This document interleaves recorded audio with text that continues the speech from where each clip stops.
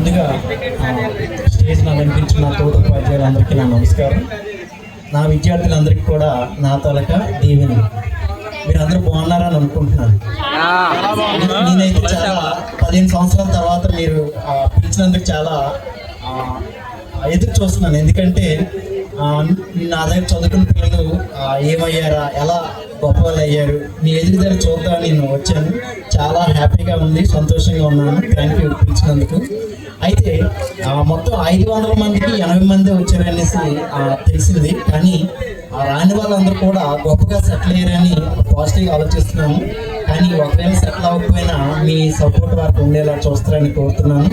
అలాగే ఇంకో విషయం ఏంటంటే, నాకు ఈ స్కూల్లో జాయిన్ అయిన తర్వాత, ఈ స్కూల్కి వచ్చిన తర్వాత బాగా నచ్చింది ఏంటంటే, చూడండి మనకి ఆ ఊర్లో పండుగ అయినా పరశు జాతరలు అయినా ఎలా ఉంటుంది, సందడిగా ఉంటుంది కదా, ఎక్కువ జనంతో గుంపులో దూరుకుంటూ పోతాం, అదో సరదా.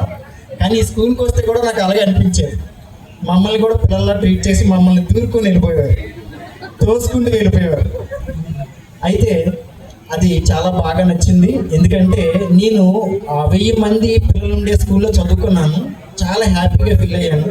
కానీ ఇన్ని స్కూల్స్కి వెళ్ళాను కానీ ఎక్కడ కూడా ఎంత ఎక్కువ మంది పిల్లలు ఉండేవారు కాదు.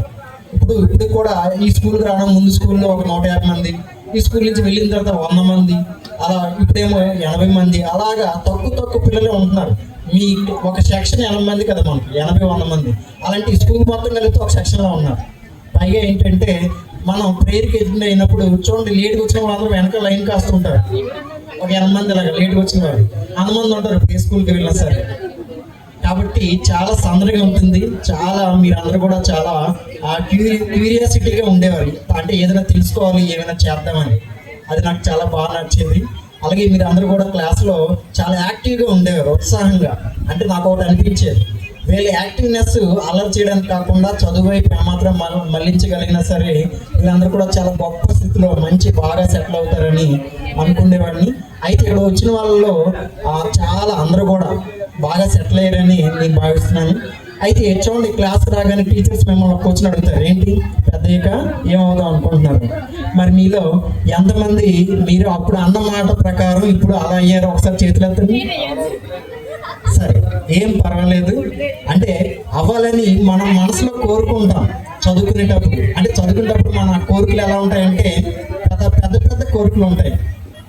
ఎలా చదువుకునేటప్పుడు ఇది ఎలా ఉంటుందంటే, ఫర్ ఎగ్జాంపుల్ నా దృష్టిలో ఇది స్కూల్ కాదు. చూడండి, ర్యాకెట్లను ఎక్కడమ్మో ఎగరేస్తారు పైకి, లాంచ్ ప్యాడ్లు ఎగరేస్తారు కదా. మన స్కూల్ కూడా మన కోరికలకి లాంచ్ ప్యాడ్ లాంటిది, అంతేనా? ఇక్కడ మనం కోరుకుంటాం, బాగా చదువుకుంటాం, అది అయిపోతాం, పైకి వెళ్ళిపోతాం, అంతే. అంటే కామన్గా మన స్కూల్లో అడగగానే ఫస్ట్ చెప్పేది ఏంటి, డాక్టర్ అవుతాం, ఇంజనీర్ అవుతాం, లేదా పోలీస్. అంటే అవన్నీ పవర్ఫుల్ పోస్టులు, ఎందుకంటే సినిమాలు అవే గొప్పగా చూపిస్తారు. పోలీస్ ఆఫీసర్ అని పెద్ద పోస్టులు చూపిస్తారు.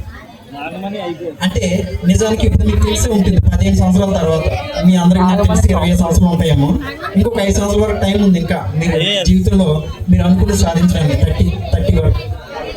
అయితే ఈ టైంలో మీరందరూ కూడా అప్పుడు ఏదైతే అనుకున్నారో అది సాధించడానికి ఎప్పుడు అవకాశాలు ఇస్తూ ఉంటుంది. జీవితం ఎప్పుడు మనకి సెకండ్ ఛాన్స్ ఇస్తూ ఉంటుంది. ఒకసారి తప్పు చేసినా సరే దాని నుంచి మళ్ళీ మనం చిన్నది గ్యాప్ తీసుకొని మనం అనుకుని సాధించడానికి అవకాశం ఉంటుంది. కాబట్టి మీరందరూ కూడా సెకండ్ ఛాన్స్ తీసుకొని మీరు అనుకుని సాధించాలని, ఒకవేళ ఏమాత్రం అవంతరాలు వచ్చినా సరే మీ నెక్స్ట్ జనరేషన్, మిగతా సార్లు చెప్పినట్టుగా మీ పిల్లలు వాళ్ళు అనుకుని సాధించేలా మీరు సహాయం చేస్తారని మనస్ఫూర్తిగా కోరుతూ, మీరందరూ కూడా సంతోషంగా ఉండాలని, మీరందరూ కూడా జీవితంలో డబ్బు చాలా అవసరమైంది కాబట్టి మంచి ఉద్యోగాలు చేస్తూ బాగా స్థిరపడి ఫైనాన్షియల్గా ఇండిపెండెంట్గా ఉండాలని కోరుతూ ఈ అవకాశం ఇచ్చిన మీ అందరికి కూడా ధన్యవాదాలు తెలియజేసుకుంటూ ముగిస్తున్నాను.